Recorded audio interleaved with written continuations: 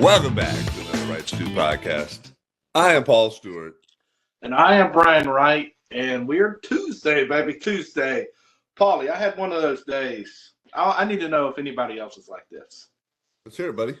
I have one of those days where you just kind of wake up and you just kind of a little bit ill at the world. You got your list of things you got to get done. And it's just, I feel on edge. Like I immediately wake up with a little bit of edge. It's hard to have an outlet. Right, what professional sports was and sports in general is such a good outlet when you're younger, but as an adult, it's not like I'm going out and trying to compete with somebody physically. And so I just woke up just kind of edgy. I don't know. Do you ever wake up and you feel like, I don't really know what my issue is, but I've got issues with everybody. Not really issues. That's a strong word, but just an edge. Just woke up on the wrong side of the bed. I think definitely that saying applied to me today for sure. Not very often. I'll have days when I wake up and my CPAP wasn't quite sealing right, and I'll have a little headache. That's not ideal, so it puts you in a bit of a foul mood. But then you just kind of get to it. Yeah, then you start doing things, and get your day going.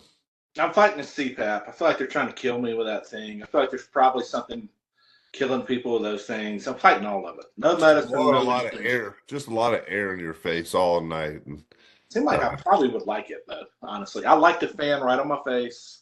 Well, this is like literally blowing air through your nose. It's, my wife, she's tried it on a couple of times just to see, and she can't believe that I do it. And I don't know, it's pretty incredible, but a lot of people do it. So yeah, that's what they say. Yeah. So Brian, a couple of things we talked about Sunday. Your beloved Wolfpack fell victim to the clock. Basically, the clock. Yeah. And my daughter on the same day was actually in South Carolina watching Texas Tech play University of South Carolina.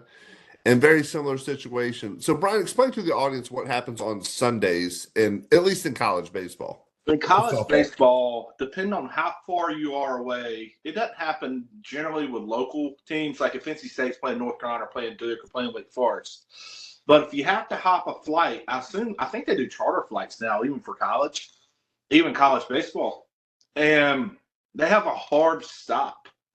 And so it is almost like playing travel baseball on Sunday, to where if you have some reviews, you have some mid-inning pitching changes, all of a sudden the game should be done in 3 hours. But that's kind of their time limit. It is a 1 to 3 o'clock, time limit, and things happen, reviews happen. Reviews take 3 minutes, 20 minutes. And during the NC State games, I'll let you speak on the South Carolina game, Paul.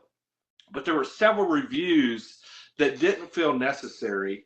One that went Pittsburgh's way. One that didn't go NC State's way, but just everything took forever. And Avent knew it. He acted a little bit like I want to act. He was in the dugout, threw down his clipboard. I mean, he never acts this way. He used to shoot tobacco. He quit chewing tobacco. He does a lot of tape now. This is kind of his fiddle tool. And then, as he's walking off the field, he takes his phone and tosses his phone. Like he knew that they had put themselves in a situation where, it's dead stop at 4 o'clock. So it doesn't even matter what happens. It's dead stop and it reverts back to the previous inning. So it goes back to the previous inning. Okay. Yeah, and that's a very similar situation. South Carolina was playing Texas Tech. Obviously, Texas Tech had to get on a flight. And they said the game was going to be 2.5 hours, drop dead, revert back to the previous inning. And so my daughter was at the game, and she said there was one instance, there was a play. And she said it didn't really feel that close, but they went and reviewed it. But there was even technical difficulties. So it took them longer. She said it felt like 20 minutes. She said it was realistically probably 5. But when you're sitting in a stadium and nothing is going on. Oh, yeah, it feels forever. It feels forever. Especially if it's not like, football or it's a timeout, you kind of get it. And there's built-in things to keep your attention. But with these reviews, it's just dead. And she said there was a couple of other plays that didn't feel like they should have been even reviewed, but they did because that's the rules. And Brian, you and I run into this a lot, and that's one of our big pet peeves with travel baseball and travel softball is, hey, it's softball a lot of times it's an hour and 15, baseball a lot of times it's an hour and 45, and you get coaches on the opposing teams. Oh, let's take a little stroll to the mound. Oh, let's wait. Hold on. Leave your catcher's gear on. Let's make sure you. Let's make sure that the catcher gear is not on when the inning ends, and you got to put it all Yeah. on. Let's not get a courtesy runner that everybody does. Let's call a timeout and talk to our batter. And when you and I we don't play those games. We want No, we really do. I make a point yeah. to play the game correctly. That is the only time I feel like I feel not frustration, but irritation towards other coaches, and it's usually not anything directed towards us, just kind of how they coach. That is one of the times I feel anger because it's just not part of the game. Baseball, even though we got the pitch clock now for pitchers, it is not a time sport. Yeah. And I remember one time specifically. I know. Yeah. We did do it because the other team had been just clowns and pulling the same, and we ended up taking the lead. Yeah, we took the lead. They were trying to delay. Go ahead, you tell it better than I do. Yeah, they were trying to delay the game, and we just put one together, put a string of like 6-7 hits in a row. The boys were doing a couple of errors probably mixed in, and so we go out and we play the other half of the inning, and nothing was really going on. I think we got an out. I said, Brian, hold on, I'm gonna go talk to our pitcher. He said, go ahead, big boy. And so I just, hey, time. And I made sure I stopped at the line, got time, looked at all the umpires. We're good. We got time. Okay. Yeah, because they have played it, and they have played their hand way too early. Yeah, and they've been screwing around way too much. So I just casually walked out there, waved at the fans. And I stood on the mound, and I told the position players to stay back, and it was just me, the pitcher, and the catcher came out and waited for the umpire. I said, "Man, you're looking great out here. You were doing some good things. You're pitching a great ball game." And I said, we're just going to stand here and look at each other, chit-chat a little bit until the umpire comes and tells us we can't talk anymore. And then I'm going to ask him a question. And I can play the game. I don't like to. I think it's what I love about you, Paul. You're a much nicer person than me, but you get pushed to a limit, and then it's over. It's hard to even pull you back once you get to that limit. It's chirping. It's the whole shebang. Like I'm kind of frustrated the whole game. You're like very cool, kind of collective, and then it's like you get to a point that I'm like, oh, Paulie, that's enough. I'm starting to pull you back. We're gonna kick out of this league. We have never. I don't think we've ever been kicked out of a travel game, have we? No, we've never come close. No. Yeah, I didn't think so. No, we've never come close. I tried one time. Yeah, you did. Yeah. And didn't. The kid wouldn't throw me out because I think he knew he was wrong. It was one of those situations. He was like a 16-year-old umpire he had missed some calls, which we didn't quite missed him. We didn't even. We didn't miss him, but then he started messing up on rule stuff. And again, that's what gets me.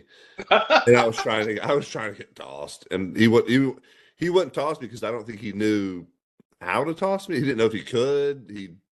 He knew he was wrong. It was just a bad situation, and so we saw him a few more times after, and I was like, hey. Yeah, that was all good after that. Yeah. We are really good to the umpires, especially the young guys normally. Until you act like you know something that you don't know, or you change something that shouldn't have been changed. Yeah, and even then, very rarely, never verbally abusive. Just the other thing that's frustrating too is you'll see other coaches try to power play or try to intimidate to the younger umpire, especially the kind of the kids the 17, 18-year-olds who are out there, and they'll kind of get loud with them and. It's not. I mean, it is effective sometimes. Again, it does. Yeah, that's frustrating too. But it's whatever. We have mostly good ones. Mostly. Good ones. Yeah, man. They're out there. They're doing their best. Nobody's trying to mess up, right? And So it's fine. It's okay. So Brian, have you seen the clip of the 81-year-old coach yanking the girl's ponytail? I did. I did. That was really bad. I Really. mean, not a great look at all. And um, he's since come out and apologized, which is clearly the right thing to do. But man, if he's doing that on the sideline, like what's he doing with practice closed doors at practice? You know, like Well, and what did he do 40 years ago when it was much more acceptable to be yeah. kind of verbally and physically abusive? And yeah, that's it's a bad look. Yeah, I mean, I'm all for tough coaching. I'm all for challenging players in a way that it's not. I don't think you ever want to try to push players, at least in our sports that we coach, to try to fight you. You see that, right? You've seen that I've at the literally seen professional it. I've seen it level. several times. Yeah, I've seen it. I've seen it in high school. I've seen it in pro ball. I mean, I've seen Yeah, it. I don't think that is the approach, but I do think it is good to be able to push. And I'd like to sing, and I think this is true, and I think good coaches do this. You treat everybody fairly, but most of the time, everybody differently too. Oh, 100%. It's just, you can push and do different things, and especially if you really got a relationship with somebody, if they've got a weird family dynamic, generally people, and this is just, I think science would back this up, or if they got a strong father figure involved, normally you can be a little bit harder than if they're coming from a single parent home, right? And it's just, you don't know where they're coming from, right? And we don't necessarily have any of that on our travel team, but there's different things that people are going through. I think, yeah, generally we don't coach anything. We coach a lot of things, but don't really get angry with kids or frustrated with kids unless it's effort, attitude, focus. I mean, that's really our preaching motto. Yeah, 100%. And what was really like kind of encouraging about that video as well is the girl's teammates stepped in between her and the coach and really stood up for her teammate. And again, I don't know the context of what was going on, why he did it, that sort of thing. But there were some threads online I was reading, like, good for the coach. She probably said something. I'm like, oh, geez, like It probably. doesn't matter what she said. Yeah, you can't. I remember Yeah. high school football. There was a coach that we have, and I won't name him, but would take pads, and like if a lineman was just not getting it done, would take pads and literally rip them, like helmet not even really off, like rip them over the guy's head. Oh, geez. And Can that do? so the guy's sitting there like this. Yeah. Say that again. So is that even physically possible to take it? Oh, for sure it is. Okay. And so kind of pulling the pads, you still got the straps kind of on, and the pads are kind of halfway on, halfway off. So yeah, I remember seeing that, and I just don't think anytime you get physical, you're going to win that, because that's not how you communicate with. Well, especially in 2025 when there's going to be a camera on everything. I didn't like it in 1995, but you're 100% right. Yeah. So never right, but yeah, again, it goes back to things like, what was this guy doing in the 90s or the 80s whenever he was Well, coaching? no, it was the 90s. I mean, obviously it was high school football. The guy who yanked the girl's ponytail. Oh, no, you're absolutely right. I mean, dude, I would imagine. I mean, you think about, famously Bobby Knight, Wright choked a player. And, who knows what he was doing. It really shows pretty poor character.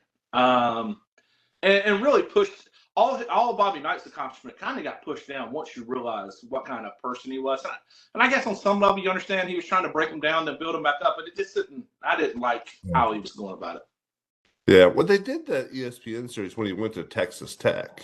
Yeah. It kind of showed the lighter side of Bobby, because I think he'd matured and learned and grown from it. And well, he's like 60 years old at that point. Yeah, he had grandkids at the time and everything, but they portrayed him a bit as kind of like a lovable kind of big teddy bear sort of guy. But like he'd had too much history at that point to. He really had. And again, I know there's Bobby Knight defenders left and right, and maybe I think there were players that really, like, he almost had the Florence Nightingale syndrome, to where you get beat and all of a sudden you become a a defender of the person that's beating you, and so it kind of feels like maybe there was some of that, but there were definitely defenders, and so from outside looking in, he was again, a lot of success. Wouldn't have been anybody I would want to play for or my kid to play for. No. Brian, I'm gonna bounce to another topic. So when you played, what was the nickname most guys called? So I would say, like, I call you Brian, right? Brian's a new one. But were you B Dub? Were you Dub? Were you Wright? What was your? And I know the name were called your freshman year. I don't think that one stuck. No, that didn't stick. It was B Wright from really. I mean, outside a little bit from, and that was an endearing term, and that was because I wouldn't go out and party with the guys when I was first semester freshman trying to figure out life in college. But it has been B Wright, really, and that stuck. I didn't even know my name was Brian for 4 years, and really even it correlated right into Pro Bowl. It was B Wright even, and it wasn't like you said, hey, my name's Brian, my nickname's B Wright. It just kind of baseball guys, baseball people, that just seems to be the name that they call me, B Wright. Yeah. And you can't be wrong. You can't be wrong if you be right, you know. Yeah, and same thing for me with Stuart last night. Obviously, everything turns to Stu, like it's Stu. Oh, for sure, dude. For sure. Stu. I call you Paulie for some reason. I feel like it should be Stu. I think if I had played with you and saw Stuart all the time on your jersey, it would have been Stu. Yeah. Was there anybody? So I had a couple people during my play call me Stu Ball. Stu Ball. Okay. Was there any nickname that you had that just like one person called you that was unique to that person? Can you remember? No. When I was a kid, because my middle name's Gabriel, I had an aunt that would call me BG. So it was BG but not in sports. Nothing in college or pro ball. Okay. No. I remember there was a couple guys. So a guy I played with for a couple of years with the Brewers, Steven Scarborough. Yeah. I call him Scardini. I like that. And I texted him my new number. I said, Scardini, what's going on? And he's like, I knew it was you. I was like, how'd you know? He's like, you're the only person that calls me Scardini. I was like, oh. Everybody did. I guess apparently I made it up, and it was that's what I called him, more times than not. So, dude, I love it. No, it becomes almost a term, like when you're in the clique or whatever. And I don't even want to say clique, but when you just become one of the guys. I mean, we had definitely last name driven nicknames most of the time, or how somebody looked. Like we had somebody with red hair is always going to be red, that sort of thing. And so we had a kid on our team that I think was half Korean that had accepted the name through high school as Big China, and it turned into Big Chimes. And so it went from Big China, and he's really half Korean, to Big Chimes, and then he was known as Big Chimes his whole college career. And he was really half Korean. Oh, dude, it's crazy how this thing's. And he loved it. He embraced all of it. Yeah, and that's why, dude, nicknames, you better all embrace it, realize this in terms of endearment. I wanted to have a kid. I had a kid had 2 M's in his name. I wanted to call him Eminem. Nobody else wanted to call him Eminem. He didn't really look like Eminem, but he had MM as his initials. And so I called him Eminem, and nobody else did. I'm trying to think. We had a bunch, though. I mean, Esposito, Spo. Yeah, dude, nobody got called their name, their government. No. If you get called your name, you're like, is this the new guy? What's this? Yeah. There's nobody like Paul? Somebody. Yeah, no. It's even. I mean, I call you Paul, but Paulie. No, not like it's normal. But I had a one time. So one of my roommates for rookie, Bobby Derula. So he was Bobby D. I become Bobby D.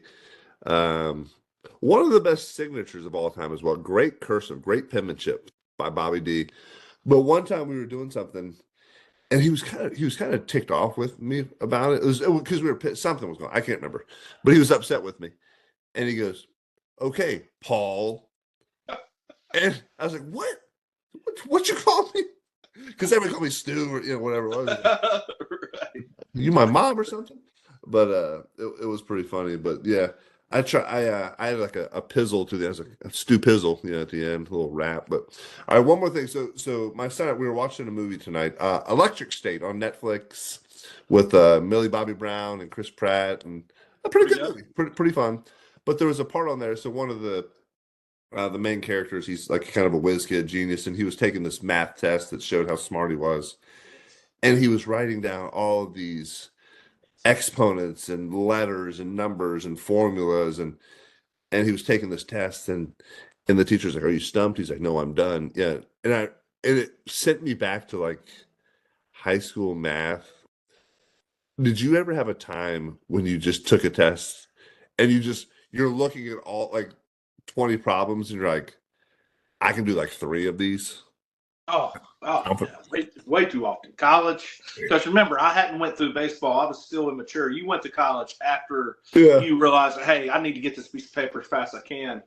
I went to college really as full-time baseball player, half-time student. Yeah. And there were definitely times in That's college. some bad math right there, because I don't think that math works out either. Yeah. Say that again. I don't think that math works out. Full-time student or full-time player, half-time student. That's Oh well, yeah. I'm a 150% person, Paulie, and so the reality is it does for me. But I do remember there were times in that, and it's like, dude, I mean, I'm dropping this class. Like, I had one class, and it was stupid. It's like called Appreciation of Music. It was supposed to be like an easy. They got a new professor, and he took it way too serious. Like, you really had to be into this to pass it. And I remember walking in there, and there's no multiple choice. You had to write down Beethoven and all these different guys, and he would play like a few notes of a song, and you're supposed to record who it is and what tone it's in. It's like real people. I mean, real music people could do this. Yeah. And it was supposed to be an easy class, and yeah, I think I made like a 30 on it, and probably, I don't know. I think there maybe was a 30-point curve, and so I obviously dropped that class pretty quickly. Yeah, man. That sent me back to just seeing those numbers and letters and him spitting them out. I'm like, and then always trying to kind of like peek over and see what other people are doing on there, like just maybe catch a glimpse of a right or a wrong, just something I could put down on my paper that would be just something. I like how you're justifying that. I just want to be able to write something that you can understand. I want it to at least look like the other people. I can't just put down 7. That's clearly going to be wrong. Show your work. All right, we'll see. So, well, we've got big episode tomorrow. We actually had a chance to interview Ben Orlando. So Ben hosts the podcast Midnight Library of Baseball. Brian and I are both being educated on that podcast.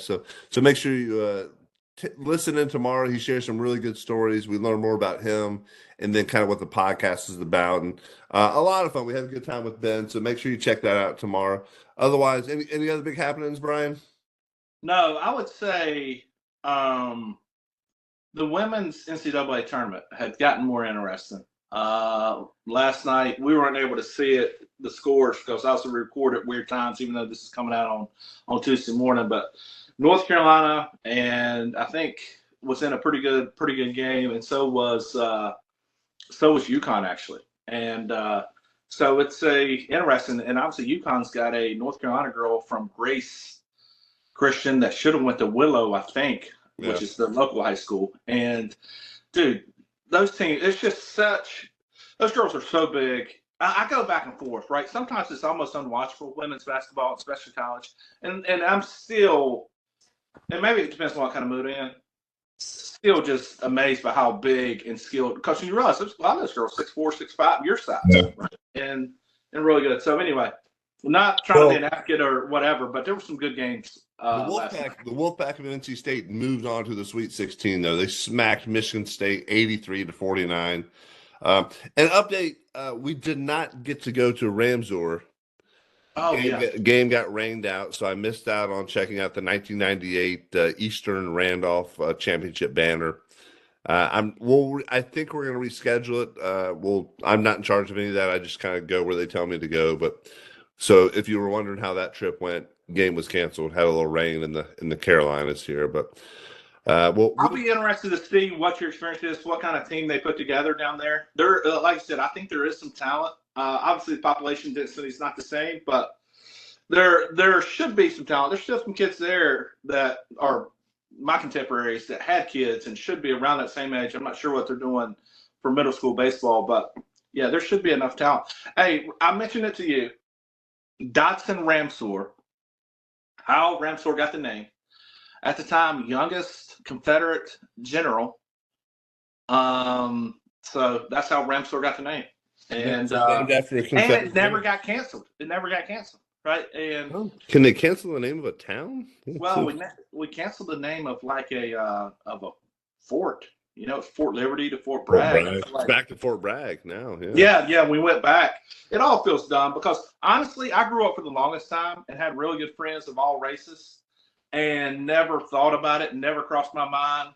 You know, we had the sewer rats back in the day. That was kind of our emblem, a little R right there if you can't see that. And there were all mixes and creeds within that group. And so I think sometimes, even though history is really good to know, I think sometimes history can divide because none of us had anything to do with those kind of wars and that kind of situation. Anyway.